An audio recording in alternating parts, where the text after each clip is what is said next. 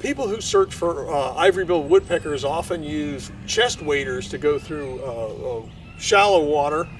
The chest waders come up to about here, but if the water is too deep, you'll get the water in the chest waders, and that'll defeat the purpose.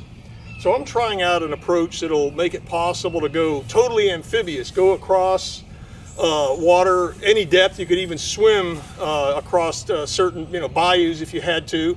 And when you get out, the wetsuit allows you to have a lot of freedom of movement so you can do a lot of hiking and crossing bayous. And right here, this is tree 8. The water is a little high right now. This is one of the climbing trees where you can get about 87 feet up in that tree. And I'm just going out there to check to make sure that the rigging line is intact.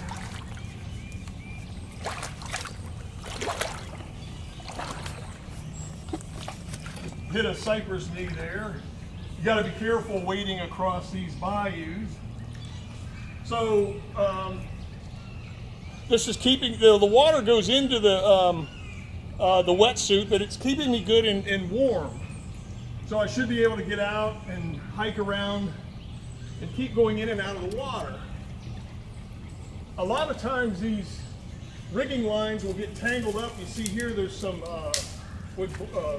moss and branches that have gotten tangled up in it. And then the lines have to be re-rigged.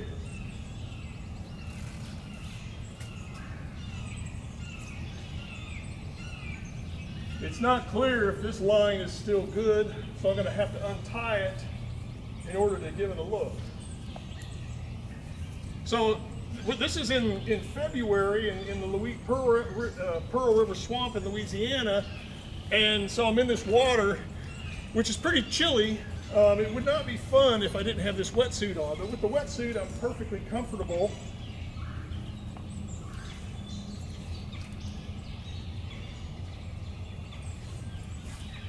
I actually rigged this tree on a day when it was snowing, which was kind of bizarre in Louisiana. So it appears that the line is still going to be usable. So we're going to go back and get the climbing gear and go on up. It's been a while since I've been up this tree, a couple years, but it's good to see that the line appears to still be intact.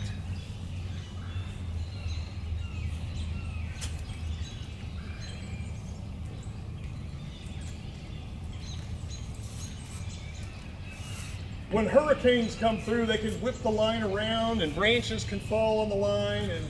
And then once it gets tangled up high in the tree, that's the end of that. You then have to redo the rigging, which is a lot of work. You don't want to have to do that.